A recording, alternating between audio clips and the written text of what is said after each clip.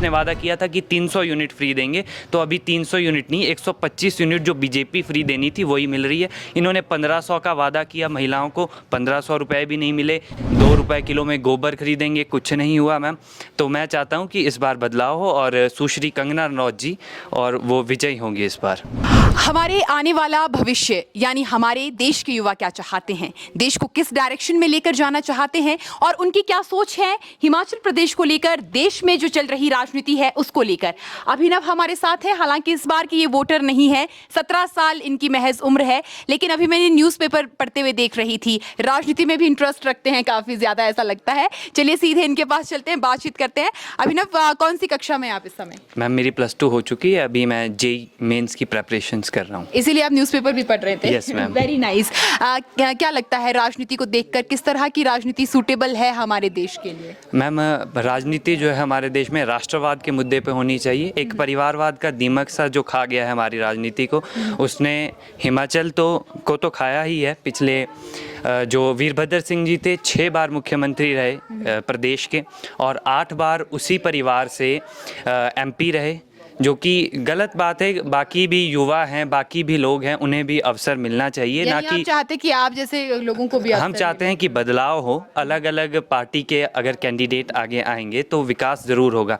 यदि काम हो, विकास हो, और ना हो तब भी एक ही पार्टी को हम बार बार जिताते रहेंगे, वोट देते रहेंगे, तो इट्स नॉट फेयर मैम। तो सेंटर में इस बार 2 बार तो मोदी आ चुके हैं, अब तीसरी बार क्या चाहते हैं, कांग्रेस आए या फिर कोई और आए? Ma'am to be very honest, अगर आप किसी कांग्रेस के भी किसी भी वरिष्ठ व्यक्ति से पूछेंगे, उन्हें भी पता है कि मोदी जी आने वाले हैं और वो जितनी बार भी चुनाव लड़ेंगे वो उतनी बार आएंगे। अभी अभी आपने कहा कि बदलाव ज़रूरी है। नहीं मैम, मैं चाहता हूँ कि हिमाचल में बदलाव हो, क्योंकि हिमाचल जो है कांग्रेस का गढ़ रहा है। बट अभी सेंटर में हम सब देख रहे हैं, मोदी जी ने एक ऑलराउंड डेवलपमेंट की है। वो चाहे हमारा राम मंदिर हो, चाहे धारा 370 को हटाना हो, 6000 रुपये हमारे किसान सम्मान निधि की हो, आयुष्मान भारत योजना हो, हर घर आपके नल योजना हो, और 125 यूनिट फ्री देने का वादा जो किया था उसे निभाया भी। हालांकि कांग्रेस ने वादा किया था कि 300 यूनिट फ्री देंगे, तो अभी 300 यूनिट नहीं 125 यूनिट जो बीजेपी फ्री देनी थी वही मिल रही है। इन्होंने 1500 का वादा किया महिलाओं को,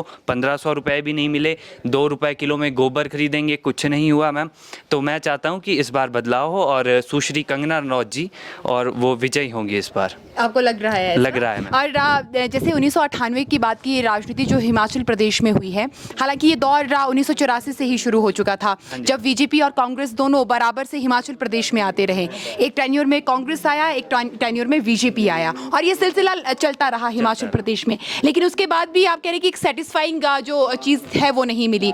अब वीरभद्र सिंह की बात करें तो उनका एक दौर रहा, और वही दौर प्रेम कुमार धूमल का रहा। हालांकि अगर 2017 में नहीं हारते तो डेफिनेटली वो भी CM होते, तो एक दौर उनका भी रहा। आज उनके जो बेटे हैं उनका भी दौर है, ठीक है। आज 5वीं बार वो चुनाव लड़ रहे हैं हमीरपुर से। तो ऐसे में हर व्यक्ति और हर पॉलिटिशियन ये चाहता है कि हमारा बच्चा भी आगे चलकर पॉलिटिशियन बने, हमसे बड़ा पॉलिटिशियन बने। वो प्रॉब्लम कांग्रेस का ही नहीं है, वो बीजेपी का भी प्रॉब्लम रहा है हमेशा से ही। तो इसके ऊपर आपका क्या टेक है? मैम रामपुर जो है वो कांग्रेस का गढ़ रहा है। आदरणीय वीरभद्र सिंह जी का घर है ये, और उनकी फैमिली का घर है। तो मैं चाहता हूँ कि एक जो सरकार सेंटर में हमारी बीजेपी है जो इस बार आएगी, भले ही 400 पार का वो नारा दे रहे हैं, वो भले ही अचीव ना हो, बट आएगी ज़रूर बीजेपी। तो मुझे लगता है कि इस बार बदलाव आवश्यक है। प्रतिभा सिंह जी को भी मौका मिल चुका है, तो इस बार बदलाव होना चाहिए। सुश्री कंगना रनौत जी विजय होंगी तो डेफिनेटली कुछ ना कुछ विकास होगा। बहुत बहुत शुक्रिया आपका। चलिए, युवाओं से बात करने के बाद अब हमारे पास यहाँ पर एक अंकल जी बैठे हैं, इनसे भी बातचीत किए चलते हैं, और मुद्दों की राजनीति पर हम बात कर रहे हैं। और देखिए, युवा क्या चाहता है वो हमने जान लिया है, अब हमारे बुजुर्ग क्या चाहते हैं हम वो भी जानना चाहते हैं। नमस्कार जी, अपना नाम बताएं। मायाराम भारद्वाज जी। अब भारद्वाज, क्या चल रहा है पूरे क्षेत्र में, किस तरह की लहर देख रही है? देखो, इस टाइम तो जो है ना, खासकर जो हमारे एरिया में है, जैसे अभी अभिनव जी ने कहा कि यहाँ डेवलपमेंट नहीं हुई, मैं उसका बिल्कुल पूरी तरह से खंडन करता हूँ कि यहाँ जो कुछ भी किया वो राजा साहब की देन है। उन्होंने देखो, यहाँ स्कूल प्राइमरी तक होता था, आज जो है वही स्कूल सेकेंडरी तक का है, हॉस्पिटल है, और रोड जो है ना, जहाँ से पैदल भी नहीं आया जाता वहाँ तक उन्होंने रोड पहुँचाए हैं। तो इस करके जो है ना, किसी पर टारगेट करना बिल्कुल गलत है।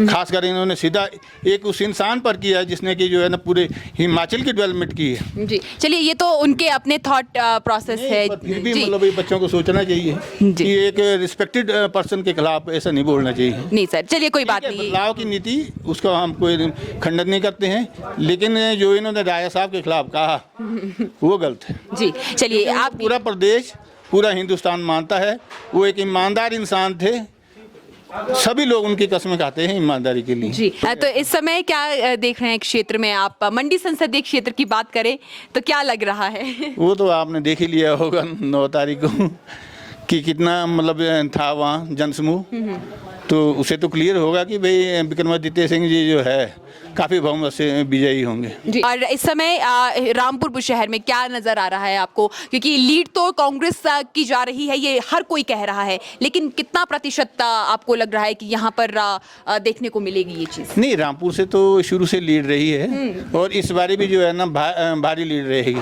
इस बारी आपको हाँ, उम्मीद है? वो मतलब कम से कम भी 40-50 हज़ार की लीड रहेगी। जी बहुत बहुत शुक्रिया सर आपका, आप हमारे साथ जुड़े। Thank you.